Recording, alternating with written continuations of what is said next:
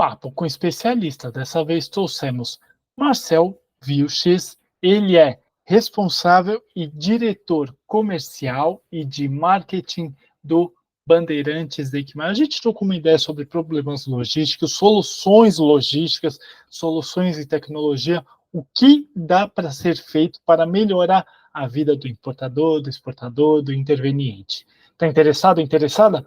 Vem com a gente, solta essa vinheta, que esse papo com o especialista está mais do que espetacular. Eu garanto para vocês que tem muita informação bem bacana aqui. Solta a vinheta, acompanha esse vídeo. Estou esperando vocês lá. Bora!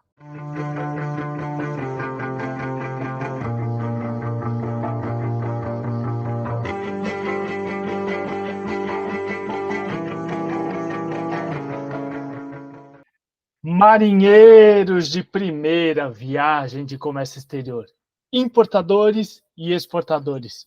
Tudo bem com vocês? Gente, papo com especialista. Dessa vez eu trago Marcel Vilches. Ele trabalha e, além disso, ele é diretor comercial e de marketing do grupo Bandeirantes Deichmann, ou Deichmann Bandeirantes. E assim, experiência na área de Comex, experiência com marketing e comercial, tudo sobre parte logística. E a gente estava começando um pouquinho antes e tem muita inovação vindo. Eu conheci o Marcel lá no Comex Tech Forum, há uns dias atrás, e agora eu deixo a palavra com você. Marcel, é você, apresenta, fica à vontade, a palavra está toda com você. Manda ver. Bom, Thiago, prazer estar falando contigo. Primeiramente, o novo modelo, né, de vinculação agora dessas conversas, o fato de ser internet, a gente não sabe se dá bom dia, boa tarde, boa noite. Então eu vou começar dando bom dia, boa tarde, boa noite. Sejam todos bem-vindos. Todo mundo que segue o canal do Thiago, Comex Fácil. Vamos falar um pouco de logística, vamos falar um pouco de mercado, vamos bater um papo que eu acho que vai ser bem interessante para as pessoas que vão estar assistindo, bem atual. Exatamente como você falou, a gente estava conversando um pouco antes e eu acho que os temas que você me selecionou aqui, me colocou como pauta para a gente conversar, eles estão bem antenados com o que está acontecendo agora de momento e, enfim, sejam todos bem-vindos. Espero que seja um papo engrandecedor para todo mundo. A grande ideia é essa, né, Marcel? Que todo mundo aproveite isso aqui. Eu sempre falo, né? O papo com o especialista, eu trago, sim, especialistas para a área de Comex e gente que trabalha com Comex e manja muito mais do que eu. Eu sou apenas um grãozinho de areia. E assim, cada um no seu quadrado, digamos assim, né? E aí eu já começo te perguntando. Eu vejo muitos desafios logísticos acontecendo, a inovação para todo quanto é lado e etc. Mas qual o maior desafio que o Bandeirantes Deichmann tem para atender o cliente, né? Porque assim, eu sou importador, eu fui importador a minha vida toda, trabalhei com exportação e tudo mais, mas eu não sei o outro lado. Qual o desafio de logístico para vocês atenderem a gente, né? E não fica aquele negócio, é culpa do armazém, é culpa de tal, e todo mundo falar na mesma língua, né? Qual que é o maior desafio logístico? Eu não acho que seja o maior desafio logístico para Bandeirantes e Deichmann especificamente, e Bandeirantes e Deichmann aqui representando, por exemplo, terminais retroportuários. Eu acho que os desafios logísticos são para a sociedade, importadores, exportadores, transportadores, despachantes, operadores portuários. A gente vive um cenário muito complicado, como praticamente tudo que acontece no Brasil, né? A gente espera o primeiro problema acontecer para depois a gente correr atrás para resolver. Então, hoje, muito se fala, por exemplo, se a gente pegar a maioria das publicações que saem nas mídias agora, todas elas são voltadas à operação portuária, né? A falta de espaço em operação portuária para atender os navios de grande porte, a quantidade de navios que vem, ou que vem a Santos, ou o aumento do volume. Enquanto o grande problema, na minha opinião, e na de vários especialistas da área que trabalham com porto há bastante tempo, o maior problema ele não está nem na operação portuária. O maior problema ele está nas operações pós-operação portuária, pós-descarga ou embarque, no entorno. Vamos chamar de operações de terra, né? As operações inland. O que seriam essas operações? Escoamento da carga através das ruas, porque o Porto de Santos está dentro da cidade de Santos, o Porto do Guarujá está dentro da cidade do Guarujá, né? Falando do Porto de Santos, mas margem direita e esquerda. Você tem uma dificuldade gigante de acesso nas vias do porto. Praticamente todos os terminais eles foram engolidos, né? Áreas que eram exclusivas de operação portuária ou de operação ligadas ao porto, elas foram ilhadas pela cidade, pelo crescimento populacional da cidade. Então você tem verdadeiros bairros em volta dos terminais. Você tem, talvez para mim, o que seja o maior problema de todos, que é uma via de acesso só. Aqui, literalmente, a gente está ilhado, né? Porque é uma ilha. E o principal problema de todos, na minha opinião, que é o sistema Anchieta imigrante, né? Uma única via de acesso. Santos é uma ilha, nós estamos ilhados, apenas com essa via de acesso para poder se conectar com o Brasil inteiro. Majoritariamente, o modal utilizado no Porto de Santos é o modal rodoviário, né? Então a gente não tem um grande fluxo de ferrovia para poder fazer esse escoamento. E hoje, carinhosamente, a gente chama o complexo Anchieta Imigrante de marginal Anchieta e marginal imigrante, porque fazendo uma alusão às marginais Pinheiros e Tietê, com congestionamentos e trânsito. E isso é uma constante para quem sobe a serra ou desce a serra. Todos os dias da semana a gente tem problemas de trânsito, de congestionamento, e não é por conta de acidente, não, é por fluxo de veículos, né? Existe uma previsão da terceira pista da Ecovias, né, que provavelmente vai ser imigrante, que ela saia do papel, mas ainda tem um processo todo de construção do projeto, meio ambiente, etc., etc., e construção em si. Então, a previsão por baixo aí é de 8 anos, ou seja, praticamente ela já deve chegar defasada. Então, eu acho que não é, como eu te disse, não é Bandeirantes e Tecmar que tem esse desafio, né, de enfrentar esses principais problemas, mas a sociedade como um todo, importadores, exportadores, a sociedade de Santos, São Vicente, Cubatão, Guarujá, os moradores mesmo, né, que eu digo, o tráfego urbano, meio ambiente, que é um fator super importante agora, os próprios operadores portuários com uma capacidade maior de receber carga, mas sem a mesma capacidade de escoamento. Os desafios são muito grandes. Como eu disse, Brasil é sempre muito complicado você resolver algum problema, né? E os problemas não são pequenos, eles são bem desafiadores. E é muito engraçado, né, que a gente agora está num ponto de entrada de do INPE. E a do INPE vem aquele jeito, né, dela de revolucionar o mercado, e eu acho que vai ser ótimo, a gente está atrasado, inclusive, quanto a isso. E aí um ponto que eu vejo que é muito complicador. Eu sou importador, trabalhei em importador a minha vida toda, e o grande problema não era só a questão do liberou a carga. Liberou a carga, tá ótimo, beleza. Conseguir a janela para carregamento, a janela para subir, para entregar a carga, voltar o container, tudo isso, sei lá, no free time de 14, 15 dias. Você acha que existe alguma solução, alguma coisa que possa ajudar com tudo isso? Porque não é só o prazo de liberação, é janela de carregamento, às vezes perde 1, 2, 3 dias, é janela para entrega do container. É um fator complicador no geral, né, Marcel? Olha, e eu acho que vai além ainda desses pontos, cara. Quando a gente fala de Duimp, por exemplo, colocando como principal avanço tecnológico que vai ter, e surpreendentemente, na minha opinião, para mim, né, especificamente, eu não imaginava que ela já fosse entrar agora em outubro de 24. Eu achei que fosse ficar para o final de 25, começo de 26. Mas vamos lá. Na Comex Tech, eu fiz dentro do painel que eu participei, eu fiz um comentário sobre ineficiência com dados retirados da própria Bandeirantes e Tecmar ao longo desses 3 anos. 3 últimos anos, que é o tempo que a gente vem estudando muito soluções, né? E a Bandeirantes pode ser uma referência de estatística, porque a gente move mais de 9.000 containers por mês. É um número bem significativo e a gente atende importadores que não têm um grande volume, né? Um grande volume de carga, de descarga ou de embarque dentro do mesmo navio, dentro do mesmo processo, né? Então é o cara, digamos assim, que representa 80% do mercado. 80% do mercado são de importadores médios e pequenos, tá?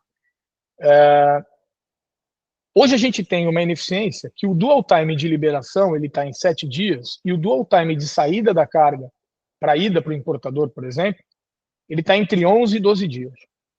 A gente estudou bastante esses 4, 5 dias que a gente tem de carga parada e ele basicamente é de ineficiência.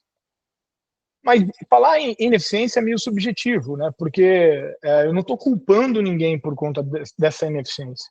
São uma série de fatores.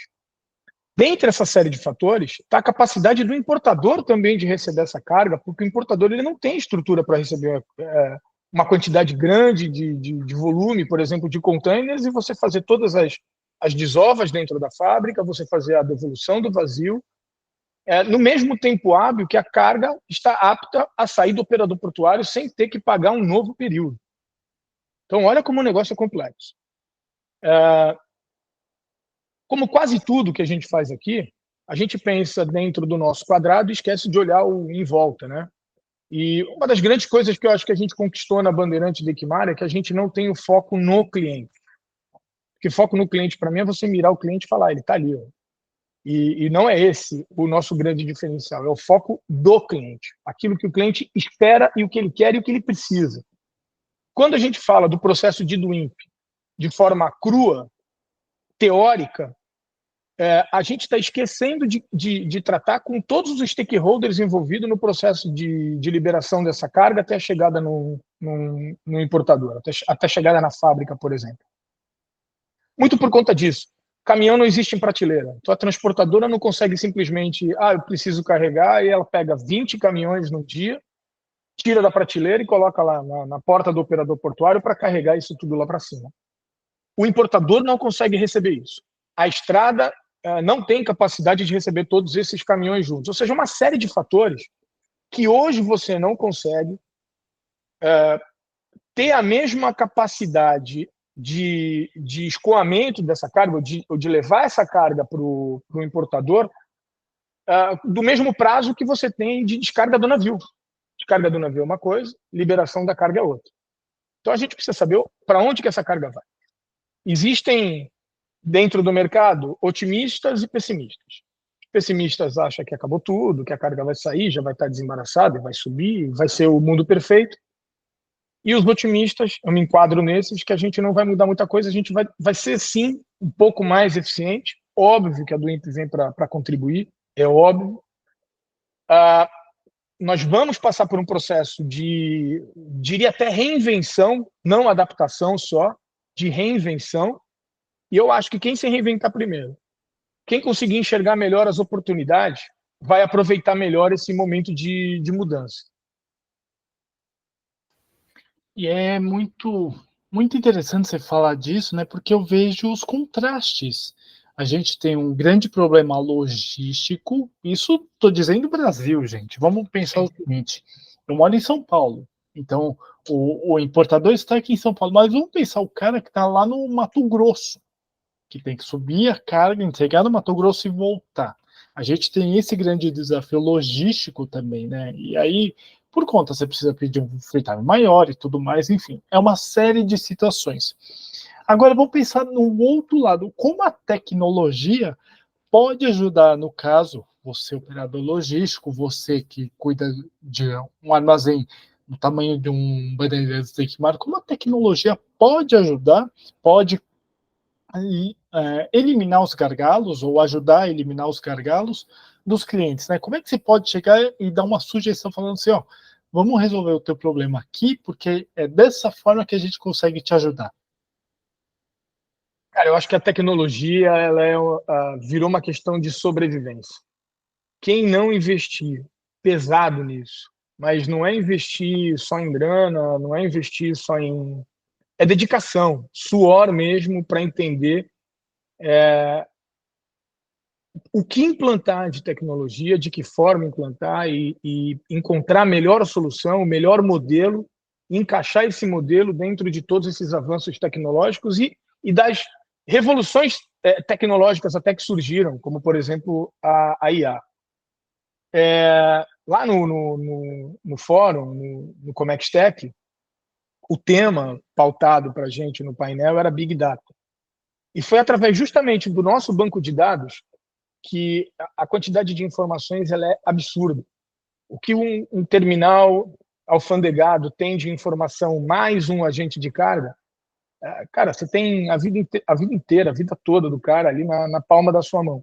Só que de forma distribuída completamente aleatória. Juntar essas informações, casar essas informações e enxergar o que ela pode te trazer de benefícios é que é o grande desafio. Então, eu digo que é uma solução híbrida entre homem e máquina, né? A tecnologia está aí, a IA, os robôs, os órgãos anuentes, todos eles automatizados, a própria do INPE, está tudo à nossa disposição. O que fazer com isso? Como randomizar isso? Como padronizar a tua operação dentro desses avanços é que é o X do negócio, tá? Eu vou dizer para ti o que a gente fez, o que eu venho me dedicando há pelo menos um ano e meio lá dentro da companhia. Tá? Apesar de ser diretor comercial e marketing, eu estou à frente de TI projetos desde janeiro de 24 agora e participo ativamente das decisões de TI desde 2021, 2022 com a pandemia. É que, claro, 21, 22 a gente patinou bastante, 23 que a gente entrou mesmo com tudo. E assim como eu falei antes da infraestrutura, que qualquer planejamento que você faça, ele demora para ser executado, tecnologia não é diferente, né? Principalmente porque falta mão de obra qualificada e você precisa ter esse lance híbrido que eu falei, que é entre a tecnologia e o homem. Você tem a tecnologia, o cara, por exemplo, um desenvolvedor de software, que é um cara absolutamente técnico, e você tem que ter o técnico da área também, que é o cara que vai saber quais são as informações importantes, como randomizar, como padronizar essas informações para que elas tragam algum tipo de benefício. Então, eu fiz um levantamento, por exemplo, eu te dei um dado aqui, que é o do Dual Time, né, para achar ineficiência, corrigindo essa ineficiência e me adequando à necessidade do importador, eu consigo ser mais eficiente, atender melhor o cliente, diminuir o tempo de permanência da carga e até aumentar a minha produtividade. Porque se eu tiro esses 4 ou 5 dias que a carga fica parada no meu terminal, significa para mim, enquanto fiel depositário, vive de armazenagem, que eu consigo dar mais um giro dentro do mês. Então, quer dizer, eu aumento a minha capacidade dinâmica sem mexer na minha capacidade estática. Isso é um avanço de tecnologia. A gente está há um ano com uma empresa espanhola de inteligência artificial e a gente realmente vem encontrando dificuldade em padronizar qual é o tipo de informação e como ela se adequa mais à operação. Mas o que a gente está pedindo para a CA? Que ela converse com o nosso TOS, que é o nosso sistema operacional de pátio, para que ela diga para o operador de máquina onde que o container vai ficar, de acordo com o perfil daquele cliente, da vida pregressa daquele cliente dentro do terminal. Então, ela vai buscar características, de repente, de mercadoria, se houver alguma semelhança entre mercadorias de diferentes importadores e tempo de permanência, algum tipo de ligação, ele vai buscar essa característica, ele vai dar uma informação, ele vai pegar, como eu te disse, a vida pregressa do cliente. Então, se esse cliente retira sempre, de forma rotineira, a carga com pouco tempo de permanência, ele precisa ficar numa posição dentro do pátio que ela possa sair mais rápido. Isso a inteligência artificial também está tentando dizer, é que ela nasce um nenenzinho e ela vai crescendo, né? A nossa ainda está engatinhando, ela ainda não começou a se desenvolver.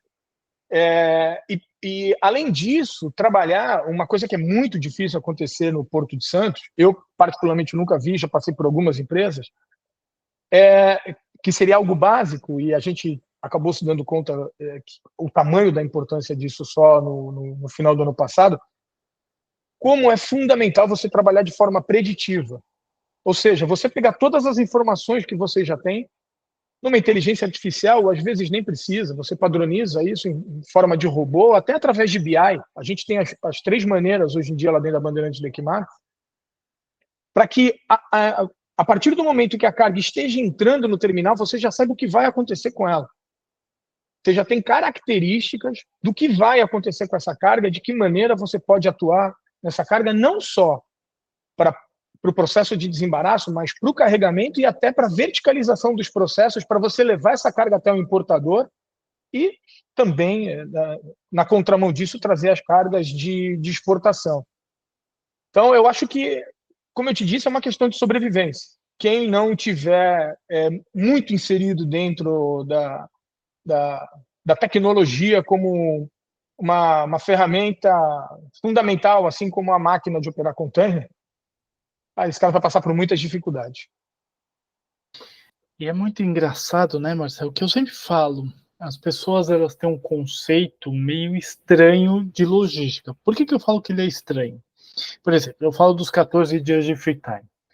Gente, entendam, 14 dias de free time não é 14 dias que a carga entrou no armazém, é 14 dias que o navio chegou. Então, por exemplo, você tem 1, 2, 3 dias de operação do navio. Então, na verdade, você não tem 14, você tem 11, 10, 12, sei lá quantos dias. E aí eu falo, né? Quando eu falo isso, não, você está errado, não é.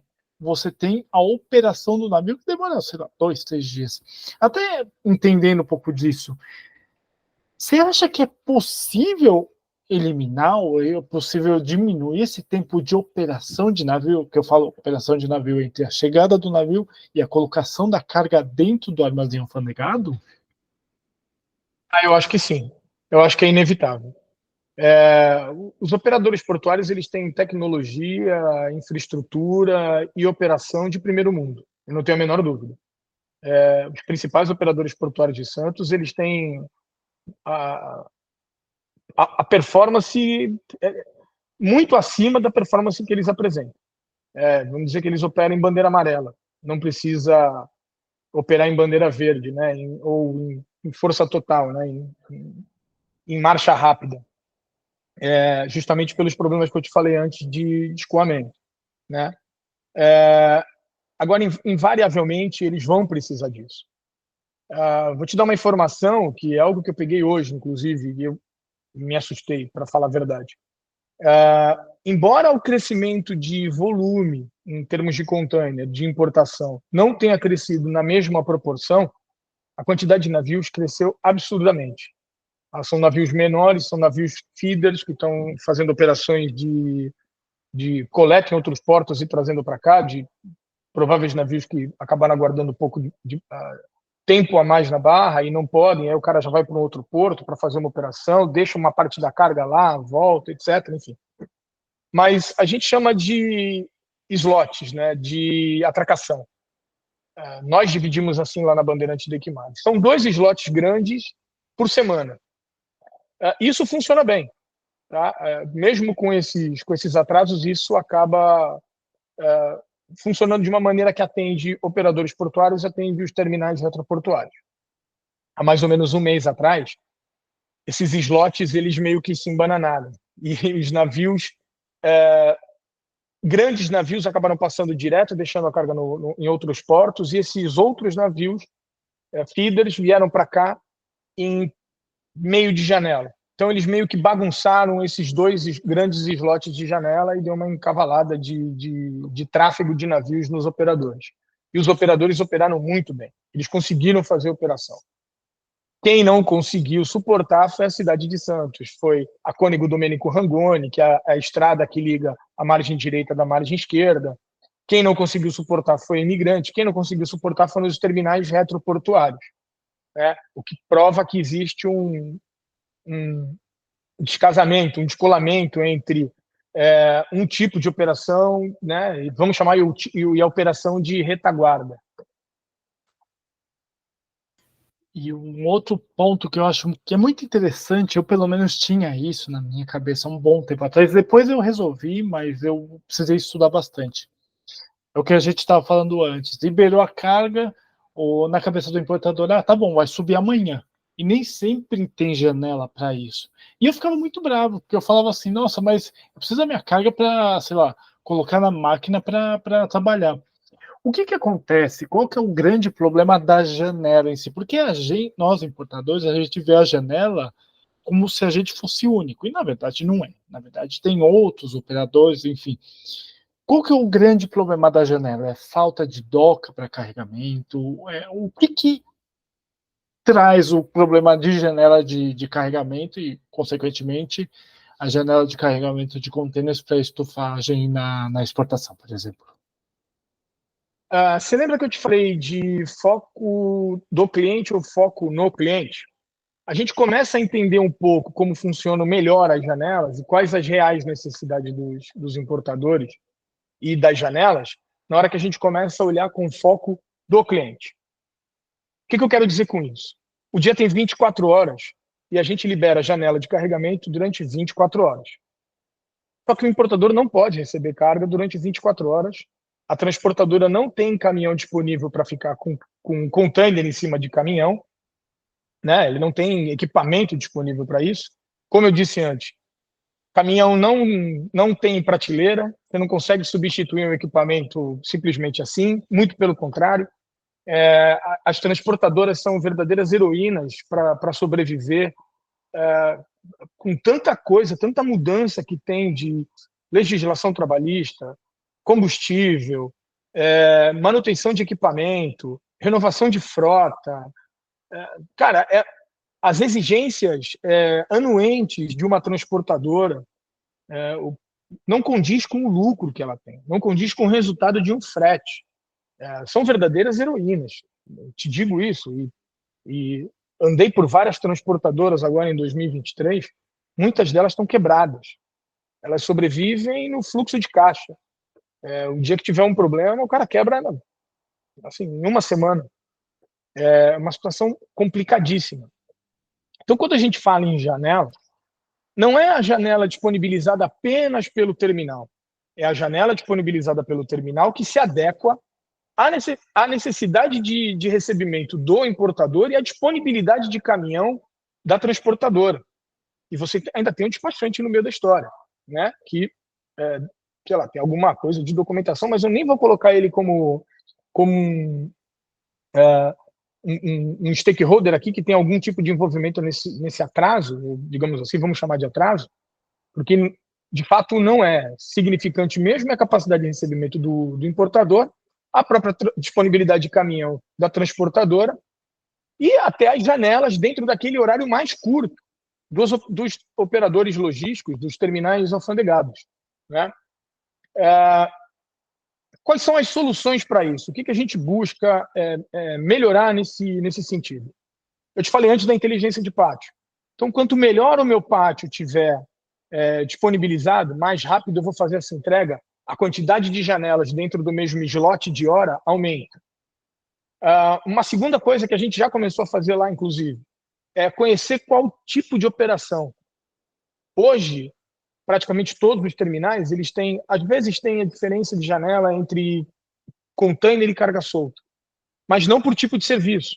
E o tipo de serviço de uma DTA, ele demanda mais tempo que uma janela de uma DI de um container que está em cima da pilha.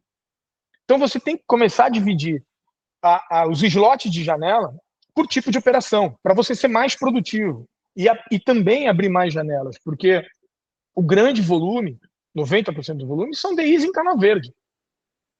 Então, você tem que disponibilizar mais janelas de DI de canal verde, menos janelas de DTA, menos janelas para, enfim, posicionamento de mapa e os outros serviços que estejam relacionados ao problema de carregamento.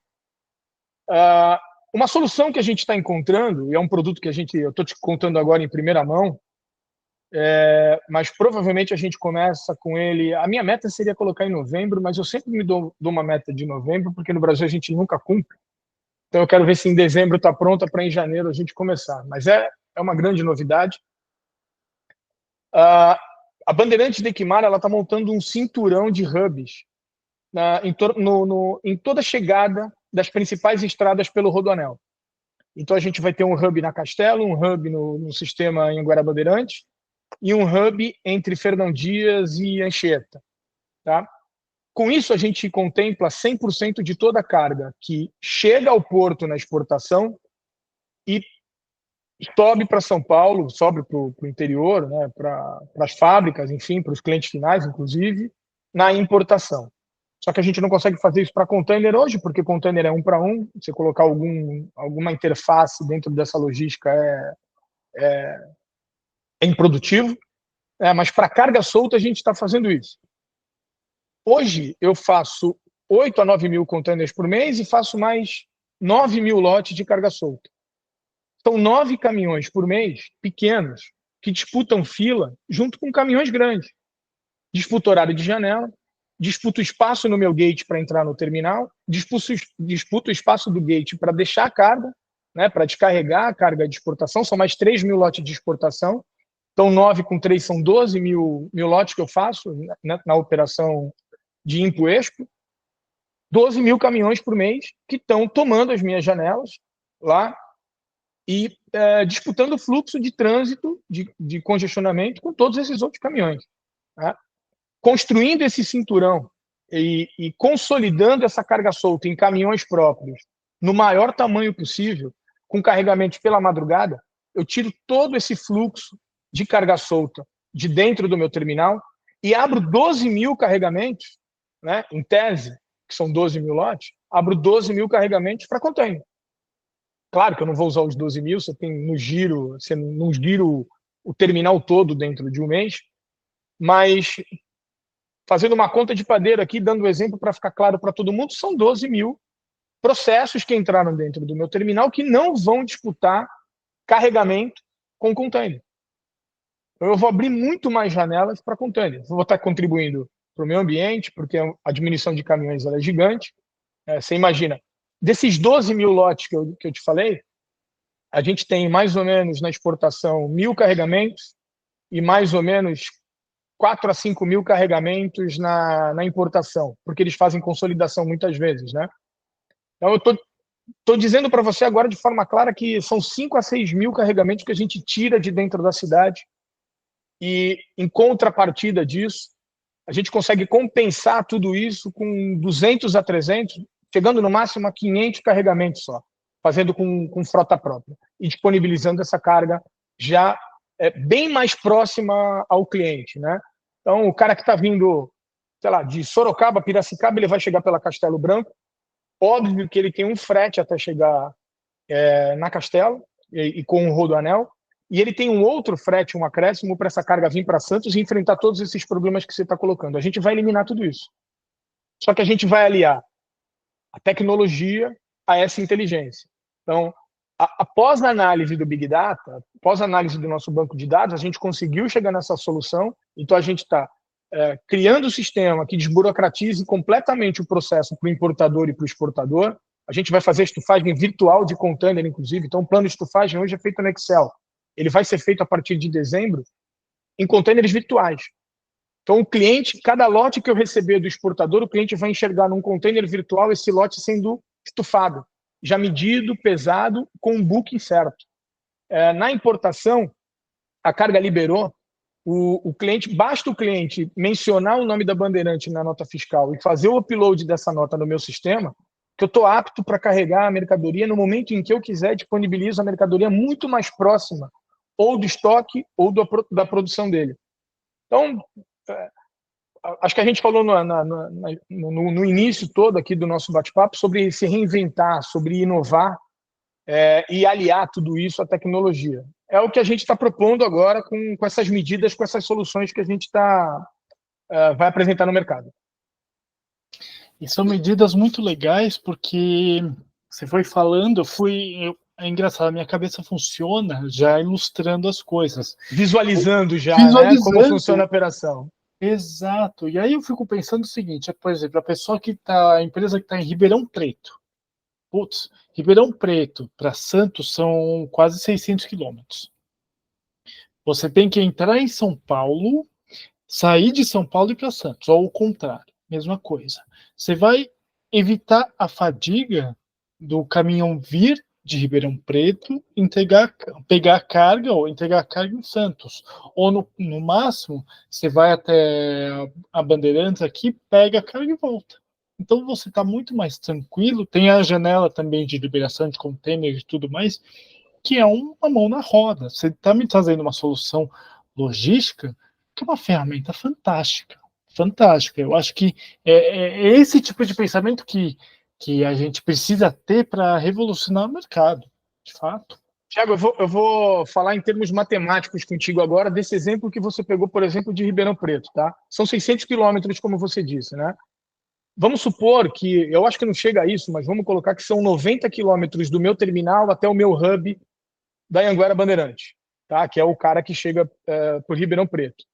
Eu estou falando em 15% da distância de Ribeirão para cá, né, para Santos, e de Santos para o meu hub. Santos para o meu hub é só 15% da distância de Ribeirão até Santos. Não é só 15%. Eu levo 40% a 50% do tempo para fazer esse mesmo percurso. Ou seja, eu ando 500 quilômetros em X tempo e não é nem um terço, tá? É mais de um terço. Ele chega a 40%, se tiver uma semana cheia aqui em Santos, você leva até 50%, de 40% a 50% do mesmo tempo para chegar aqui. Então, quer dizer, eu estou tirando todo esse tempo essa fadiga mesmo, como você falou. Você usou uma palavra legal, cara. Eu vou começar a usar, vou roubar a palavra de ti.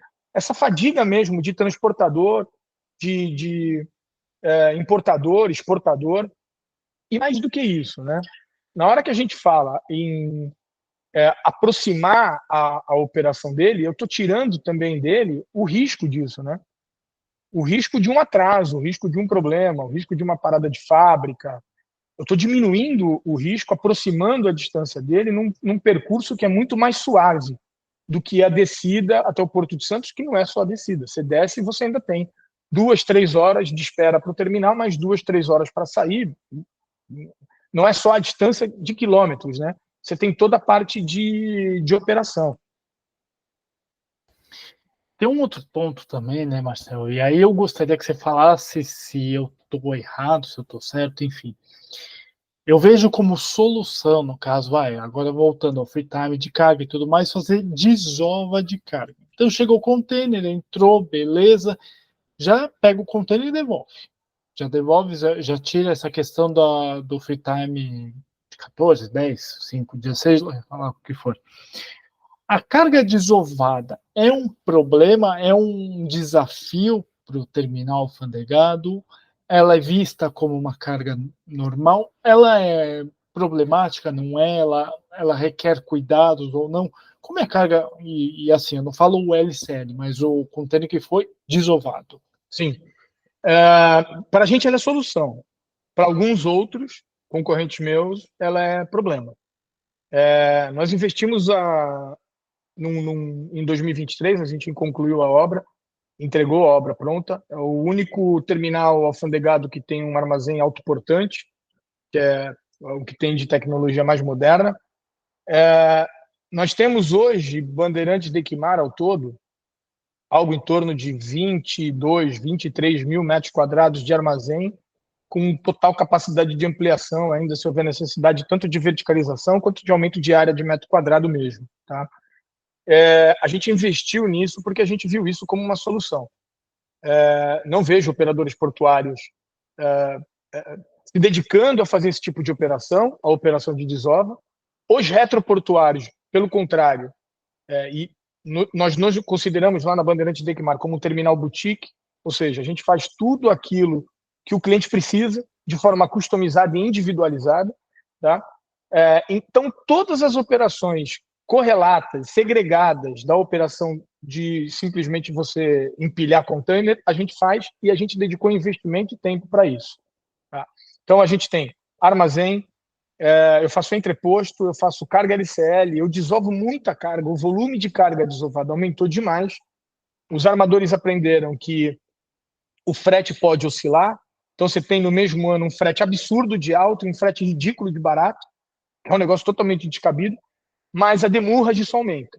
o prazo de demurrage diminui, o free time de demurrage só diminui, o valor da demurrage pós-free time só aumenta. Porque eles aprenderam que isso ninguém precisa mexer. Ninguém fecha um frete olhando o valor da demurrage. Ele pode até olhar o free time. E o cara muitas vezes arrisca. E o preço que se paga quando acontece algum problema é grande demais. Então, pensando nisso, a gente investiu nisso lá atrás. Aí já são obras entregues, tecnologia entregue, sistema entregue, tudo funcionando, já nos preparando para isso. Vou te dar um outro exemplo. A gente terminou agora, está em fase só de homologação, não chega a ser um armazém porque ele não tem fechamento nas duas pontas dele, né? Mas é uma área segregada com temperatura controlada para poder fazer cross-docking de carga reefer. Porque a necessidade do equipamento para o armador, a necessidade do equipamento reefer para o armador, ela é gigante. Então, novamente, as demurrages, os free times estão cada vez menores e o valor da demurrage, caso ultrapasse o free time do container reefer, ele é absurdo de alto. Então, a gente aprendeu que a gente poderia dar um ganho muito grande para importadores se a gente conseguisse fazer o cross-dock, colocar em container reefers próprios, equipamento antigo que a gente tem lá, que a gente só faz a manutenção da temperatura, aguardando que o transportador e que o importador possa trazer um caminhão refrigerado para a gente conseguir colocar essa carga sem que ele sofra com todas as penalizações de uma demurrage de 10, 15, 20 dias de um container reefer, entendeu? Então, realmente, tem terminal que vai sofrer com isso, tem terminal que sofre com o problema da desova, não é o nosso caso, a gente gosta muito, e quem quiser pode mandar para a gente que a gente atende. É muito interessante tudo isso, porque eu sempre vejo a desova como solução. Mas eu já tive casos, e em outros terminais e tudo mais, que era um problema. Você via que era, sempre tinha um empecilho, só pode fazer a desova daqui 2 dias, 3 dias, 5 dias. E você via que o processo em si travava. Aí voltando até falando um pouquinho de desova, isso para o pessoal que é mais teórico, está aprendendo, começando na área agora, é necessário agendar desova também.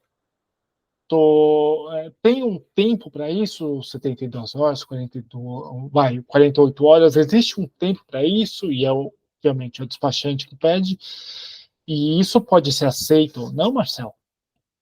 Sim, pode ser aceito ou não, cabe ao terminal decidir se ele quer fazer ou não, isso não é um serviço obrigatório.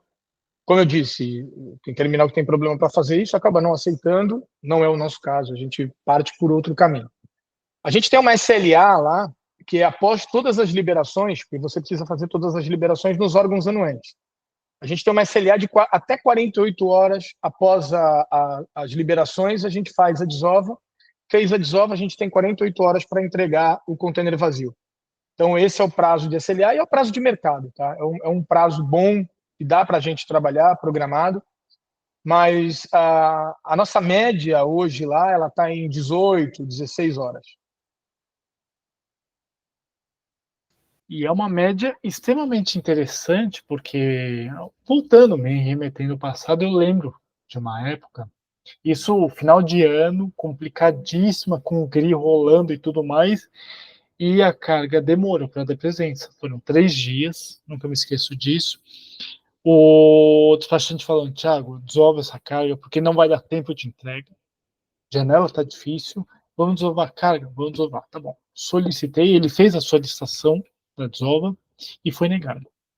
No final das contas, dos 14 dias que eu tinha de free time, eu tive mais 6 de demurrage. E assim, correndo. Cara, E 14 dias é um bom prazo, hein? exato. E carga É difícil de você conseguir hoje. E carga em canal verde, com nota fiscal emitida no momento que a carga deu canal verde. Na verdade, eu antecipei tudo, ela foi para análise fiscal, eu já fiz nota fiscal. Final de ano rolando, não tinha janela, enfim, foi um inferno, 6 dias de demurragem. Então, assim, e quebrou toda a operação. Toda a operação, todo o ganho que a empresa ia ter, foi perdido. Foi, juro, eu lembro do dono da empresa falando assim, Thiago, obrigado por ter trabalhado para a gente tão afinco, mas todo o lucro que eu tive de importar essa carga eu perdi. pura e simplesmente por causa de uma demurragem. Na empresa, quando o cliente faz a solicitação de desova de algo que já não é programado para desova automática, no caso do LCL, ele já vem, né, automaticamente liberado para desova. No caso de uma mudança de regime, que é o FCL, quando o cliente pede a desova para a gente, na mesma hora que ele pede a desova, ele tem que mandar qual é o prazo de demurrage dele. Porque a gente trabalha em cima do prazo de demurrage do cliente também. Porque eu vou colocar o que é prioridade, o que realmente é prioridade. Então, as prioridades vão ser, claro, no caso do cliente falar assim, eu preciso que desove agora, porque eu preciso dessa mercadoria para colocar na minha linha de produção. Isso é exceção. O cara que precisa da mercadoria para a linha de produção, ele vai mandar o container embora, vai pedir para carregar o container de qualquer jeito. Então, a gente foca justamente na demurrage, para não ocasionar problemas para os clientes. Como eu disse para você, a gente foca muito nesse lance da customização e tratar o cliente de forma individual. Então, isso a gente pensou lá atrás. Se eu tenho o controle da demurrage, esse cliente ele vai ficar confortável de me mandar o container para poder desovar, porque ele sabe que eu estou preocupado com aquela data. Ele não tem ocorrências de demurrage com a carga dentro do terminal. E também é o seguinte, se eu, por qualquer motivo, não consigo desovar isso dentro do tempo, por exemplo, quando acontece um feriado, um acúmulo de cargas, uma greve, alguma coisa assim, a gente assume. A partir do momento que eu dou ok para ele dizendo vou fazer, eu assumo todo o risco caso eu não consiga desovar dentro do prazo da demurrage. E aí você tem mais uma resolução logística, né? A solução de desova de carga é incrível, né? Para o importador é necessária e para quem tem a detention, né? No caso do exportador é mais necessária ainda, que a detention você retira o container hoje, sobe com ele amanhã, carrega e desce. Ela tem que ser extremamente rápida, tem que ser dinâmica, rápida. Você resolve um problema logístico do tamanho do mundo, né? Os processos de DTA que sobem de Santos para ir para CLIAs do interior, por exemplo, e nada também contra a CLIA do interior, não estou fazendo aqui uma campanha contra a CLIA do interior, mas um paradigma que foi criado em Santos é que a carga de entreposto ela não deveria ser, ela não deve ficar em Santos, ela deve ficar próxima dos CLIAs, né, ou próxima dos clientes, né, porque cada CLIA do interior ele está próximo a uma região industrial, algo do tipo. Isso é um paradigma que a gente consegue quebrar com argumentações simples, né? O seu custo para você fazer uma desova e um entreposto em Santos ele é muito mais barato porque você não tem um processo no meio que é a própria DTA. Você deixa a carga entrepostada em Santos, por exemplo, eu que tenho esse fluxo todo de carga LCL, a carga LCL que vai subir para esses hubs, né, de forma consolidada e com um custo muito menor de subida, porque eu estou consolidando dentro do meu caminhão e não estou visando aqui lucro, estou visando melhorar a operação, tanto minha quanto dos clientes. Essa carga ela pode subir de forma fracionada, porque o entreposto você fraciona o container conforme a venda, ela pode subir de forma fracionada dentro desse meu caminhão que está levando carga LTL. Ou seja, ao invés de eu tirar, além de eu tirar, ao invés não, desculpa, além de eu tirar o custo de DTA, ou seja, eu eliminei um processo no meio, em termos logísticos isso é muita vantagem, né? Estou diminuindo burocracia e tempo. Eu ainda estou barateando o custo de transporte porque eu mesmo posso levar para metade do caminho. Né? E de lá, possivelmente, até fazer o LTL, que é um serviço que a gente presta também, se for o caso. Mas mesmo que não seja, hoje em dia é muito mais viável você fazer uma carga de entreposto em Santos do que você se propor a fazer uma DTA e levar ela para um cliente em São Paulo. E é outro ponto muito interessante também, por exemplo, agora até meio que finalizando, mas até um ponto interessante. Nós temos um benefício fiscal estadual em Minas, que eu falo que é fantástico, que é eu preciso até lembrar o nome desse, não é o Proemprego, é o Corredor de Importação. Nunca me esqueço. E aí, o que as pessoas fazem? Elas fazem importação via Santos, move via DTA para Pouso Alegre, que é relativamente perto, e desembaraça a carga por lá.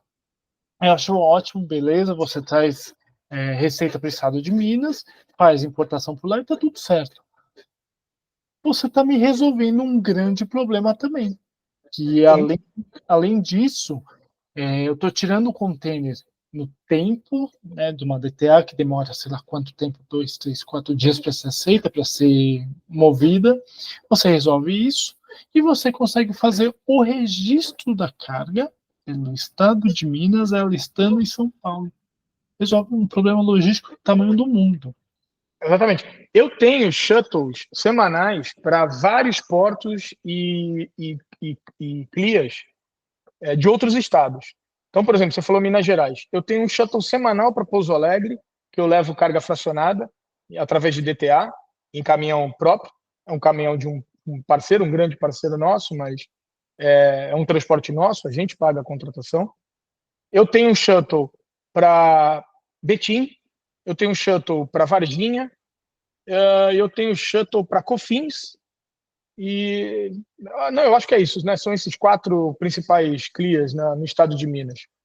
É um serviço que eu faço já também. A gente faz, tanto serve como hub na carga fracionada para Impro e para Eixo há bastante tempo já. É um serviço que a gente executa bastante. Mas, como você falou, essa quebra de paradigma precisa existir porque existem várias operações que você está fazendo fora que você pode começar ela para o Santos ou você pode fazer ela de forma majoritária em Santos e só finalizar em outro estado. Maravilhoso tudo isso. Marcel, agora a pergunta, eu curioso pra caramba. É possível visitar o Dequimar, visitar o Bandeirante Dequimar e assim, por que eu te pergunto isso? Porque eu sempre tive aquele outro paradigma, não é possível tirar foto e aqui, gravar e etc. E eu gosto, né? Eu vivo de gravação, eu vivo de foto e tudo mais. É possível visitar vocês? Claro, é possível e a gente até incentiva.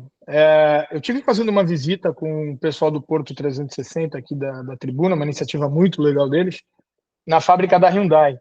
E, cara, a Hyundai em Piracicaba, ela tem meta de visitas. Então, existe uma equipe dedicada a receber visitantes, né, com todo um script, serve almoço. É um negócio fantástico, de primeiro mundo, como quase tudo que o coreano faz muito bem. E eles têm meta, cara. Eu fiquei espantado, porque eles têm meta de receber visita e eles disseram lá pra gente o tamanho da importância para eles que tem as pessoas visitarem e conhecerem a fábrica da Hyundai, que é uma forma, inclusive, de aumento de venda de veículos. Porque a famosa propaganda boca a boca, né? Mas o fato de você conhecer e você ver aquele mundo completamente diferente, você vai levar outra experiência, né? Uma experiência, como você falou antes, eu fico visualizando a operação, aqui, você fica na nuvem, né? Meio que na mente. Na hora que você vai fazer uma visita técnica, você conhece realmente como funciona a operação.